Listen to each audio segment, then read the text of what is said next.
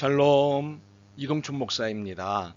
오늘도 여러분의 삶이 주님의 평안으로 가득하시길 기원하며 하나님의 말씀을 나누겠습니다. 오늘 주시는 말씀은 민수기 20장 2절에서부터 13절의 말씀입니다. 이 말씀 중에 11절에서부터 13절을 읽겠습니다. 모세가 그의 손을 들어 그의 지팡이로 반석을 2번 치니 물이 많이 솟아나오므로 회중과 그들의 짐승이 마시니라. 여호와께서 모세와 아론에게 이르시되 너희가 나를 믿지 아니하고 이스라엘 자손의 목전에서 내 거룩함을 나타내지 아니한 고로 너희는 이 회중을 내가 그들에게 준 땅으로 인도하여 드리지 못하리라 하시니라. 이스라엘 자손이 여호와와 다투었으므로 이를 무리라 하니라. 여호와께서 그들 중에서 그 거룩함을 나타내셨더라. 아멘. 민수기 20장 2절로부터 13절 말씀을 본문으로 다툼이 아니라 무릎을 이라는 제목으로 말씀을 나누도록 하겠습니다. 애굽 탈출에 성공한 이스라엘이지만 하나님과의 관계는 실패의 연속이었습니다. 믿고 감사하기보다는 불평과 불만의 연속이었습니다. 자유인이 된 지금보다 차라리 애굽의 노예 시절이 좋았다는 불평에는 당할 장사가 없었습니다. 오죽하면 모세가 두 손 들었겠습니까? 오늘 본문이 모세가 두 손 두 발 든 사건입니다. 2절에서부터 5절을 읽겠습니다. 회중이 물이 없으므로 모세와 아론에게로 모여드니라. 백성이 모세와 다투어 말하여 이르되 우리 형제들이 여호와 앞에서 죽을 때에 우리도 죽었더라면 좋을 뻔하였도다. 너희가 어찌하여 여호와의 회중을 이 광야로 인도하여 우리와 우리 짐승이 다 여기서 죽게 하느냐. 너희가 어찌하여 우리를 애굽에서 나오게 하여 이 나쁜 곳으로 인도하였느냐. 이곳에는 파종할 것이 없고 무화과도 없고 포도도 없고 석류도 없고 마실 물도 없도다. 불평, 불만투성이죠. 아예 가슴에 비수 같은 것을 꼽죠. 우리 형제들이 여호와 앞에서 죽을 때에 우리도 죽었더라면 좋을 뻔하였도다. 아이고. 사실 이 말은 억지 중에 억지입니다. 형제들이 죽은 사건은 어떤 사건일까요? 민수기 16장에 고라와 다단과 아비람의 반역 사건입니다. 이들은 모세의 리더십에 반기를 들고 당파를 하나 만들었습니다. 이 당파에는 인정받는 지휘관 250명이 함께했습니다. 이들은 모세의 리더십을 따를 수 없다며 항명하였습니다. 사실 이 항명은 하나님께 대한 항명이었습니다. 모세의 리더십을 세우신 분이 하나님이시니까요. 그렇기에 이 항명 사건에 대해 하나님은 지진으로 이들을 심판하셨습니다. 바로 이 일을 두고 하는 말입니다. 사실 이 사건은 명백한 백성들의 잘못이기 때문에 그날 이후 언급해서는 안 될 이야기였습니다. 그런데 이 이야기를 꺼냈습니다. 그리고는 우리 형제들이 여호와 앞에서 죽을 때에 우리도 죽었더라면 좋을 뻔하였도다는 말을 내뱉은 것입니다. 참으로 징글징글하다는 생각이 들지 않습니까? 그러나 이것이 우리의 실상입니다. 뭔가 좋으면 헤헤거리다가도 뭔가 안 좋으면 금세 불평을 쏟아내는 우리입니다. 감사와 불평 사이를 수시로 가는 우리들입니다. 이들의 이러한 불평에 모세가 두 손을 든 것은 누구라도 이해할 것입니다. 오죽하면 반석을 2번이나 내리쳤겠습니까? 반석을 2번 아니라 100번을 쳤어도 이해할 수 있습니다. 그런데 이것이 문제가 됐습니다. 화를 낸 것도 문제지만 이보다 반석을 2번 친 것이 문제가 됐습니다. 12절입니다. 여호와께서 모세와 아론에게 이르시되 너희가 나를 믿지 아니하고 이스라엘 자손의 목전에서 내 거룩함을 나타내지 아니한 거로 너희는 이 회중을 내가 그들에게 준 땅으로 인도하여 드리지 못하리라 하시니라. 무슨 말씀입니까?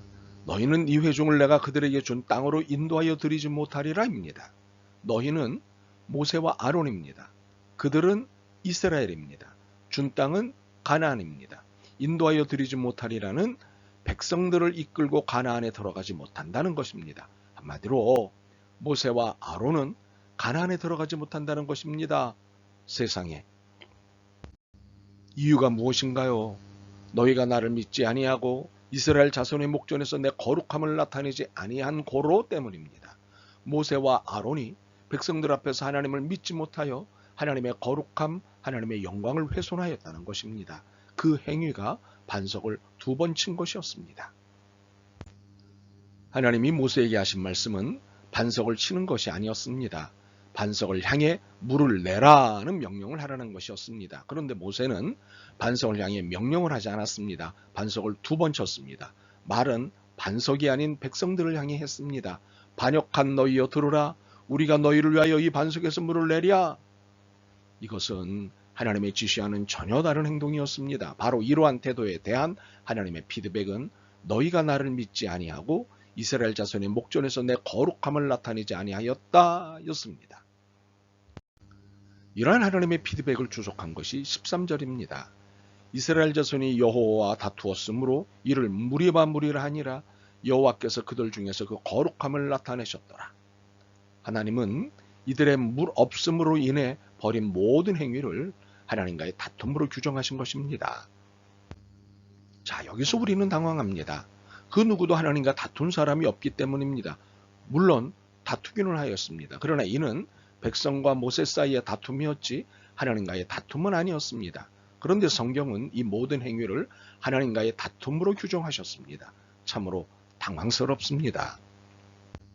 그렇다면 우리의 당황스러움에도 불구하고 이 행위가 하나님과의 다툼인 이유가 무엇일까요? 표면상으로는 백성들과 모세, 아론 사이의 다툼인 것 같지만 실제로는 하나님께 불평하고 불만을 나타낸 것입니다. 이들을 애굽에서 이끌어내 가나안으로 가게 하신 분은 그렇습니다. 하나님이십니다. 이 모든 여정에서 전적으로 이끌어 가시는 분이 하나님이십니다.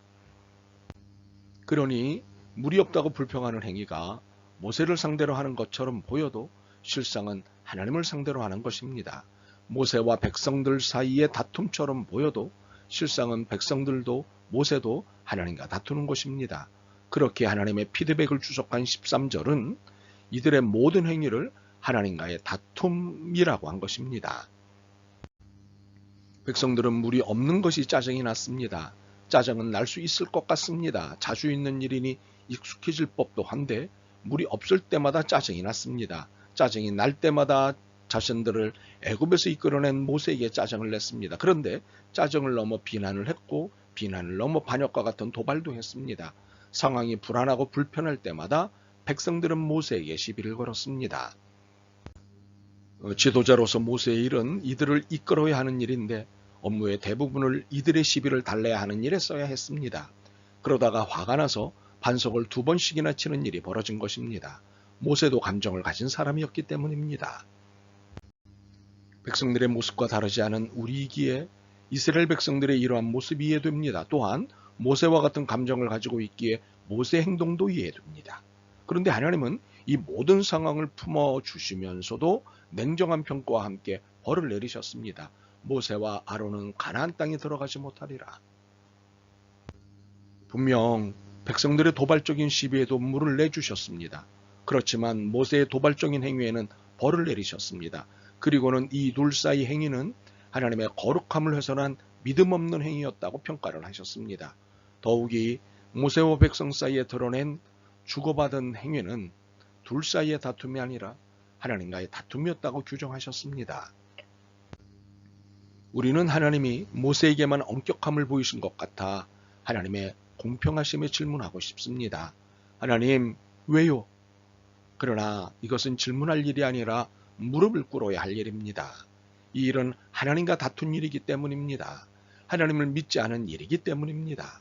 하나님의 거룩하심을 훼손한 일이기 때문입니다. 그러므로 질문이 아닌 무릎을 꿇어야 할 일입니다. 우리는 하나님께 질문할 때와 무릎을 꿇을 때를 구분 못하고 혼동할 때가 많습니다. 그러나 하나님을 믿지 않았기에 벌어진 일이라면 회개할 일입니다. 무릎을 꿇고 믿음을 회복할 때입니다. 하나님의 거룩하심을 내 안에 회복할 때입니다. 분명 우리는 믿음 없는 행동을 했습니다. 물이 없다고 불평했습니다. 하나님이 단 한 번도 물 때문에 죽게 하신 적이 없는데도 말입니다. 또한 반석을 2번씩이나 쳤습니다. 하나님이 반석을 치라고 말씀하신 적이 없는데도 말입니다. 그러므로 우리는 하나님의 거룩하심을 훼손하였습니다.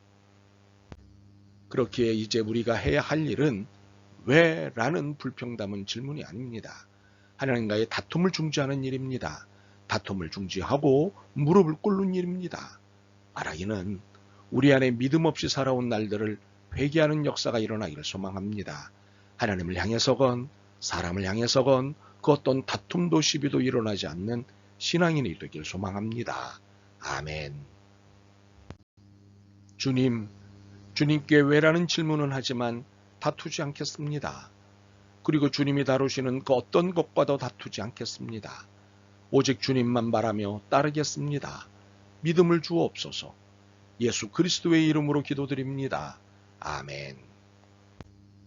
오늘도 여러분의 믿음과 삶을 응원합니다. 사랑합니다.